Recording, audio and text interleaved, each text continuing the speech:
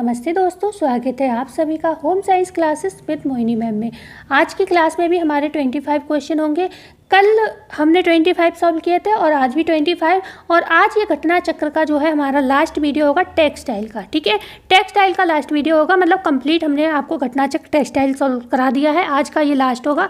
इसके बाद अभी मैं कानपुर में हूँ, कानपुर से आते ही आपको मतलब ये मैं नया प्लान करूँगी कि आपको क्या पढ़ाना है। हेल्थ साइंस पढ़ाना है, न्यूट्रिशन साइंस पढ़ाना है, एक्सटेंशन एजुकेशन पढ़ाना है, या फिर आप कमेंट कर सकते हो जो ब्रांचेस बची हैं टेक्सटाइल में, टेक्सटाइल के अलावा वो आप कमेंट, जिसके ज़्यादा कमेंट आएंगे वो टॉपिक में स्टार्ट कर दूंगी। ठीक है, वो सब्जेक्ट में स्टार्ट कर दूंगी। तो क्लास हम स्टार्ट करते हैं। 26 क्वेश्चन है। कृत्रिम रेशों के अंतर्गत निम्नलिखित कपड़े आते हैं। ए है खादी के कपड़े, बी है हैंडलूम के कपड़े, सी है नायलॉन के कपड़े, डी है सहतूत के कपड़े। तो सहतूत के कपड़े हो गए, या फिर खादी के कपड़े हो गए, या हैंडलूम के कपड़े हो गए, ये तो प्राकृतिक रेशों के माध्यम से बनाए जाते हैं। यहाँ पर जो सी ऑप्शन सही हो जाएगा। नायलॉन जो है कृत्रिम रेशों के अंतर्गत आता है। क्वेश्चन है 27, निम्न में से कौन सी यांत्रिक परिसज्जा है? ए है टेंटरिंग, बी है मर्सराइजिंग, सी है ब्लीचिंग, डी है उपर्युक्त में से कोई नहीं। तो यहाँ पर जो आपकी यांत्रिक परिसज्जा पूछी गई है तो वो टेंटरिंग होगी। देखो, परिसज्जाएं दो तरीके की होती है, एक यांत्रिक होती है और एक रासायनिक होती है। ठीक है, तो यहाँ पर जो टेंटरिंग है वो यांत्रिक है। आपकी कैलेंडरिंग भी यांत्रिक है।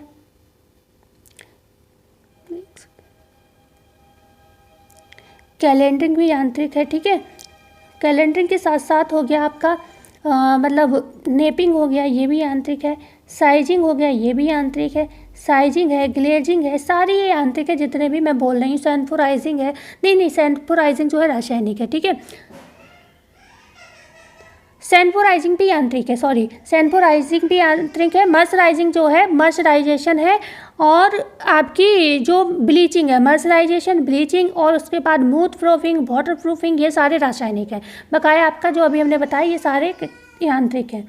ठीक है, तो यांत्रिक परिसज्जा जिसमें यंत्र या मशीन का प्रयोग किया जाता है, और जो आपके रासायनिक परिसज्जा होते हैं उनमें कुछ ना कुछ रासायनिक पदार्थों का भी प्रयोग किया जाता है। ठीक है, तो जो भी आपके प्रूफिंग वाले शब्द मिल जाएं वो आपके कैसे हो जाएंगी? रासायनिक परिसज्जाएं हो जाएंगी। और जिनमें आपके लगे मशीन का प्रयोग किया जा रहा है वो आपकी कैसी हो जाएंगी? यांत्रिक हो जाएंगी। ठीक है, और भी है जो कि अभी जैसे कि मोयरिंग है, वो भी आपकी यांत्रिक है। अब एकदम से नहीं आ रही। क्रेविंग है यांत्रिक, और क्रेविंग जो है वो यांत्रिक भी है, रासायनिक भी है। ठीक है, तो 28 क्वेश्चन की बात करेंगे।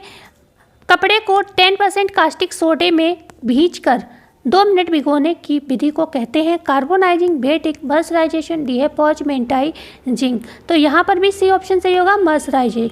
ठीक है, मर्सराइजिंग में आप जानते हो कास्टिक सोडे का प्रयोग किया जाता है, और कपड़े को खींचकर, ठीक है, खींचकर, क्योंकि अगर खींच के तान के नहीं रखेंगे कपड़ा तो सिकुड़ जाएगा। ठीक है, इसलिए कास्टिक सोडा जो है कपड़े को सिकुड़ देता है। लेकिन अगर आप उसको तान के रखते हो, उसके बाद कास्टिक सोडे की प्रक्रिया को दोहराते हो, तो क्या है, कपड़ा जो है सिकुड़ता नहीं है। ठीक है, और चमकीला हो जाता है। ओके, तो सी ऑप्शन करेक्ट होगा। क्वेश्चन 29 है, परिधान का रंग, रूप और आकार खिलता है। ए है उचित तथा अच्छे अनुपात से, बी है उचित तथा अच्छी लय से, सी है अच्छी अनुरूपता से, डी है कोई भी नहीं। तो जो आप परिधान तैयार कर रहे हो वो कैसे खिलेगा भाई? उसका आकार कैसे खिलेगा? अगर आप उसका उचित तथा अच्छी अनुपात में लेंगे तब। ठीक है, तो यहाँ पर ए ऑप्शन सही हो जाएगा। एक बार सभी लोग चैनल को शेयर एंड सब्सक्राइब जरूर कर दीजिएगा। आज की क्लास आपको ये मिल रही है, उसके बाद मेरी पूरी कोशिश रहेगी मैं आपको लाइव क्लास दे पाऊँ। क्वेश्चन नंबर 30 है, किसके लिए परिधान रचना में रंग रेखा, आकृति तथा अलंकरण में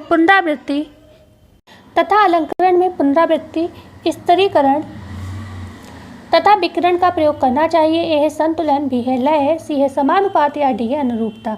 तो यहाँ हमारा जो राइट आंसर होगा वो होगा लय, बी ऑप्शन सही होगा। ठीक है, जो परिधान होता है उसमें जो रंग रेखा, आकृति तथा जो अलंकरण होता है, जो आपने जो भी तरीका इस्तेमाल किया है उसको ऐसा होना चाहिए कि एक लय में होना चाहिए। ठीक है, जिससे आपकी नज़रें जो है फिसलती हुई आकृति पर पहुँचे। ठीक है, ऊपर से नीचे की ओर। तो बी ऑप्शन यहाँ सही था। क्वेश्चन नंबर 31, किस स्केल में कोई भी व्यक्ति अपनी पोशाक या पहनावे के औचित्य का मूल्यांकन कर सकता है? ए है संतुलन और समानुपात, बी है अनुरूपता, सी है लय, डी है इनमें से सभी। तो यहाँ पर जो आपका राइट आंसर होगा वो होगा डी ऑप्शन। यहाँ पर सभी ऑप्शन सही होगा। ठीक है, क्योंकि ये सभी कला के सिद्धांत हैं, और जो ये हैं ये सभी आपके किसी भी वस्त्र के निर्माण में, किसी भी स्केल के मापन में क्या है, ये आपके बहुत आवश्यक तत्व माने जाते हैं। इन्हीं सभी सिद्धांतों पर ही कोई कपड़े की रचना जो है डिपेंड करती है। ओके, क्वेश्चन नंबर 32 है, चूषण विधि द्वारा किस प्रकार के वस्त्रों की धुलाई की जाती है? ए है हल्के वस्त्रों की, बी है भारी वस्त्रों की, सी है रेशमी वस्त्रों की, डी है ऊनी वस्त्रों की। तो चूषण विधि के माध्यम से हम भारी वस्त्रों की जो है धुलाई करते हैं। ठीक है, क्वेश्चन नंबर, जैसे कि वैक्यूम क्लीनर देखा है, चूषण विधि का कार्य करता है। क्वेश्चन 33 है, कपड़े की देख रेख करना प्रमुख कर्तव्यों में से एक है गृह स्वामी के, बच्चों के, गृहिणी के या फिर दर्जी के। तो यहाँ पर जो हमारा राइट आंसर होगा वो होगा, देखो आज कल के क्वेश्चन के हिसाब से अगर ऑप्शन मिलता तो उसमें तो सभी हो जाता, परिवार के सभी सदस्यों का, लेकिन प्रमुख रूप से यहाँ पर गृहिणी दिया है तो यहाँ पर सी ऑप्शन जो सही होगा। ठीक है, गृहिणी जो होती है वही कपड़े की देखरेख करती है। क्वेश्चन नंबर 34 है, निम्नलिखित में से कौन से वस्तुओं की देखरेख एवं एहतियात के लिए आवश्यक नहीं है? ए है ब्रश करना एवं धूप हवा दिखाना, बी है स्वयं संरक्षण तथा तत्क्षण मरम्मत करना, सी है दाग छुड़ाना तथा बार बार धोना, डी है अनुचित ढंग से प्रयोग में लाना।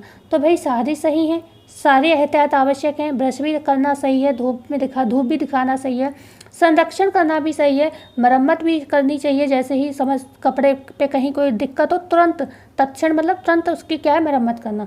ठीक है, और दाग छुड़ाना भी ज़रूरी होता है, बार बार धोना भी पड़ता है आते जाते, लेकिन अनुचित ढंग से प्रयोग करना कोई भी सिद्धांत नहीं है। ठीक है, तो डी ऑप्शन सही हो जाएगा। क्वेश्चन है हमारा 35, प्राकृतिक तंतु है, ए है कपास, बी है रेशम, सी है लीलन, डी है रेयन। अच्छा, यहाँ पर क्वेश्चन होगा प्राकृतिक तंतु कौन सा नहीं है, नहीं लगा लीजिएगा, तो यहाँ पर डी ऑप्शन सही हो जाएगा, ये प्राकृतिक नहीं है, ये कृत्रिम तंतु है। ठीक है, क्वेश्चन नंबर 36 है, नमी युक्त वस्तुओं पर लग जाती है फफूंदी, कीड़े, खमीर या इनमें से कोई नहीं। तो भाई नमी युक्त वस्तुओं में जो मुख्य रूप से लगती है वो फफूंदी ही लगती है।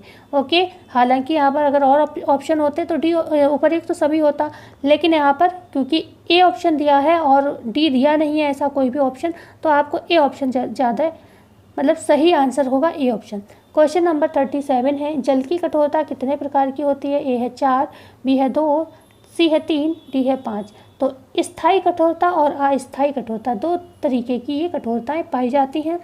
ओके, क्वेश्चन है 38, चाय के धब्बे किस वर्ग के अंतर्गत आते हैं? वनस्पति धब्बे, प्राणिज धब्बे, वसायुक्त धब्बे या खनिज धब्बे। तो जो चाय के धब्बे आपके आते हैं वो किसके अंतर्गत आते हैं? वनस्पति धब्बे के अंतर्गत ये धब्बे माने जाते हैं। ठीक है,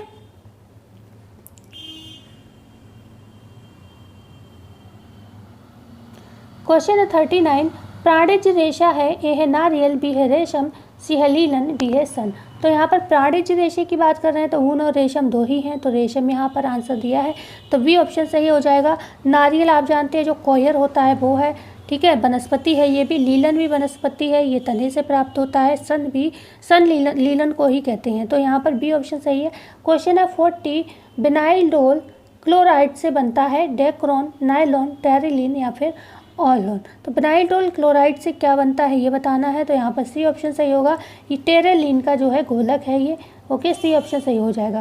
विनाइल क्लोराइड से क्या बनता है? टेरेलिन बनता है, और ये भी क्या है एक तरीके का, ये पॉलिएस्टर ही है, ध्यान रखिएगा।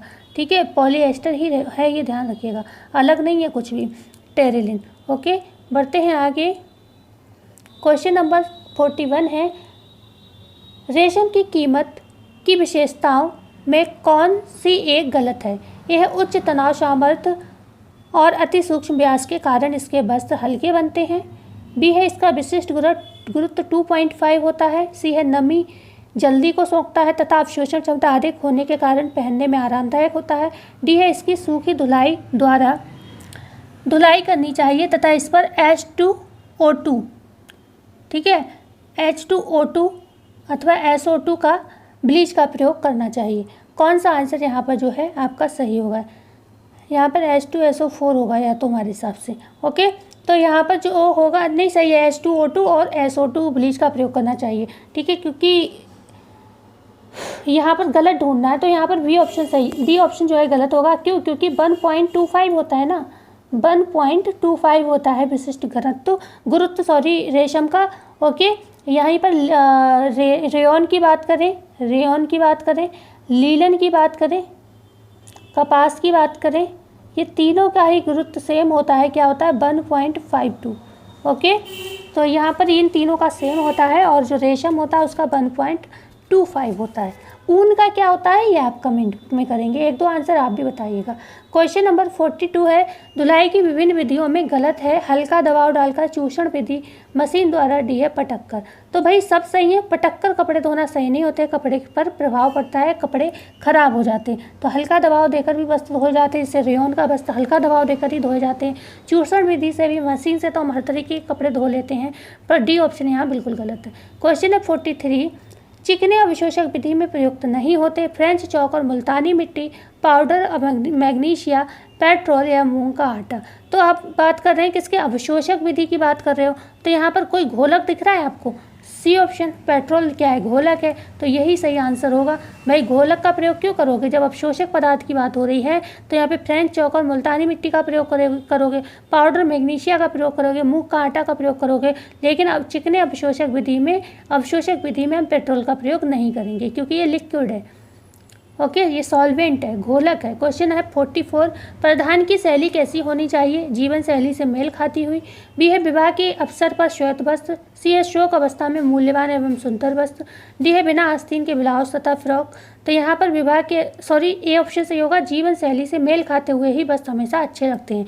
कोई व्यक्ति चाहे कितने भी स्लीवलेस पहन ले, कुछ भी पहन ले, मैं किसी कपड़े का विरोध नहीं करती, चाहे शॉर्ट पहन ले या कुछ, लेकिन मैं एक चीज़ जरूर देखती हूँ कि वो उस पर अच्छा लग रहा है या नहीं। ठीक है, आपने कुछ भी पहना है, चाहे आपने फुल साइज का कोई कपड़ा पहन रखा है, पूरा आपका शरीर ढका हुआ है और वो आप पर अच्छा नहीं लग रहा, तो मेरे लिए वो भी बेकार लगता है। ठीक है, लेकिन किसी ने बहुत छोटे छोटे कपड़े पहन रखे हैं और कोई कहे तुम्हारी सोच बहुत ख़राब है, कपड़ों से क्या होता है, तो मैं कहूँगी मुझे बिल्कुल अच्छा नहीं लगता। भाई उसके ऊपर अच्छा लगना चाहिए। ओके, तो यहाँ पर 45 से होगा, हमारे देश में रोलर्स की छपाई का कार्य प्रारंभ हुआ, ए 1750 में, बी ए 1760 में, सी ए 1775 में, या फिर डी है 1785 में। तो यहाँ पर जो हमारा राइट आंसर होगा वो होगा डी ऑप्शन सही होगा, 1785 में जो था हमारे देश में रोलर छपाई का प्रारंभ हुआ। ठीक है, क्वेश्चन है 46, एक प्लास्टिक रेशा कौन सा है, रेयॉन, नायलॉन, ऑरलॉन या फिर डेक्रॉन। तो यहाँ पर जो हमारा प्लास्टिक रेशा है वो हो जाएगा ऑरलॉन, सी ऑप्शन सही हो जाएगा। ठीक है, बढ़ते हैं आगे। क्वेश्चन नंबर 47, आज की क्लास में भी आपको कोई एक्सप्लेनेशन नहीं मिल रही है, कोई बात नहीं, ये छोटी छोटी क्लासेस हैं आज और कल वाली, इसके बाद हमारी अच्छे से क्लास लाइव चलेगी। ठीक है, क्वेश्चन 47 है, रेयॉन का इतिहास है सर्वप्रथम किसने तैयार किया, कांट हिलेरी डी चार्डोनेट ने, देसा पीजस ने, पीडल ने या रेफर्स ने।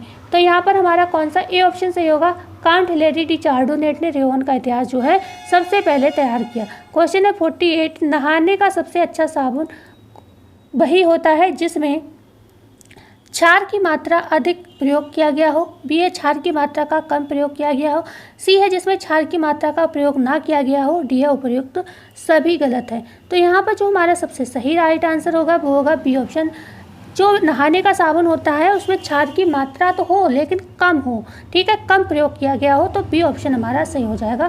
क्वेश्चन है 49, वे अपमार्जक जो जल को प्रदूषित करने का काम करते हैं, ए है अमोनिया साइनाइड, बी है क्लोरीन, सी है फिटकरी, डी है उपर्युक्त में से कोई नहीं। तो वे अपमार्जक जो जल को प्रदूषित करने का काम करते हैं तो वो तो होगा अमोनिया साइनाइड, क्योंकि क्लोरीन से भी हम पानी को शुद्ध करते हैं, फिटकरी से भी हम पानी को साफ करते हैं। तो यहाँ पर अपमार्जक जो प्रदूषित करेगा वो ए ऑप्शन से होगा अमोनिया साइनाइड। ठीक है, और आज की जो क्लास का क्वेश्चन होगा लास्ट क्वेश्चन है 50, सबसे पहले रेशम का उत्पादन हुआ भारत में, जापान में, फ्रांस में या फिर चीन में। तो सबसे पहले चीन में हुआ, रानी कौन थी, सी लिंगची थी। सी लिंगची जो क्या है अपने गार्डन में चाय पी रही थी और उन्हें चाय में कोई टेस्ट गड़बड़ लगा या फिर जो भी कह सकते हो आप, नहीं मन था पीने का, तो उन्होंने क्या किया, गर्म चाय एक कोकून पर फेंक दी। ठीक है, जब वो दूसरे दिन टहलने गई तो गार्डन में देखा उन्होंने, वहाँ पर जहाँ उन्होंने चाय फेंकी थी वहाँ से एक लंबा धागा सा कुछ लटक रहा था, क्योंकि कोकून जो था वो खुल गया था। ठीक है, और जब उन्होंने उसको उधेड़ा तो वो बहुत लंबा धागा निकला, सुंदर था, चिकना था, तो उसको उन्हें और थोड़ा बहुत हो सकता साफ उफ किया हो। उसके बाद उन्होंने एक रिबन बनाया और रिबन, कहीं रिबन दिया है, कहीं टाई दिया हुआ है। ठीक है, जो अपने उन्होंने पति जो राजा थे उनको गिफ्ट किया। ठीक है, तो यहाँ चीन में। और अगर वैज्ञानिक विधि से जो मतलब एक अच्छा रेशम जो वैज्ञानिक विधि का प्रयोग करके रेशम तैयार किया गया वो जापान में किया गया। ठीक है, तो यहाँ पर चीन ऑप्शन डी होगा, क्योंकि यहाँ पर सबसे पहले उत्पादन हुआ और इन्होंने बहुत लंबे समय तक इस उत्पादन को क्या था, छुपा कर रखा। कहीं किसी को पता ही नहीं था कि चीन में जो रेशम है बनता कैसे है। ठीक है, तो इन्होंने ये कला छुपा कर भी रखी बहुत लंबे समय तक, लेकिन कभी ना कभी तो खुलना ही था। ठीक है ना, तो अब सब जगह होता है, हमारे देश में भी होता है। आपको पता ही होगा, इधर जम्मू कश्मीर है, कर्नाटक है, ऐसी जगहों पर ये होता है। ओके, केरल है, कर्नाटक है। उसके बाद अगर हम कपास की बात करेंगे तो कपास हमारे भारत देश में हुआ। ठीक है, ऊन की बात करें तो इंग्लैंड में। ओके, इंग्लैंड में। लीलन को आप जानते हो, रोम, जब भी बात होती है तो लैंड ऑफ लीलन किसे कहते हैं, मिस्र को कहते हैं। ठीक है, तो मिस्र में। ओके, तो ये चीज़ें आपको याद रखनी ज़रूरी है, छोटे छोटे क्वेश्चन है ये। मिलते हैं कल की वीडियो में, कोशिश करेंगे कल क्लास होगी तो ज़रूर मिलेंगे, और नहीं तो जब तक के लिए धन्यवाद। आगे कल के बाद हम क्लास को कंटिन्यू करेंगे। मिलते हैं जब आगे, धन्यवाद।